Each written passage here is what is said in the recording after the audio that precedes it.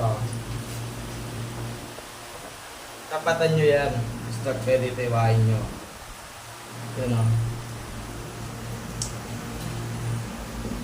Yun o, tira nyo. Diba? Nakasagad sa buto. Tira mo. Sagad pa lang muna Oo. parang. Yan yun, lutang agad yung buto. Diba? Yan o. Ayun o. Diba? O, tapos, gigilid yun na lang. Sagad nyo rin sa gilid. O. Pares lang yung gilid ka. Ganyan. Ikutin nyo kung gusto nyo. Pwede nyo naman ano So, ikutin nyo kung saan ay magiging komportable. Pwede naman kayong gawan yan kung yan kayo sanay, ganyan. Pwede. Pero kami, sanay kami sa ganito. Gawa ka ng butas mo dyan. Yan. Sila niya, di ba? Parang komportable talaga siya sa kamay niya. Di ba? Ganyan lang. Hanapin nyo lang kung saan ay magiging masaya. Ano ba yun? Pugot? Ano? Pinapadaan mo lang yung kutsilyo. Yan o. Diba? Ang linis, no? Kung titignan nyo yung kamay niya, parang naglalaro lang, di ba? O. Hindi kailangan mapiyarsa to.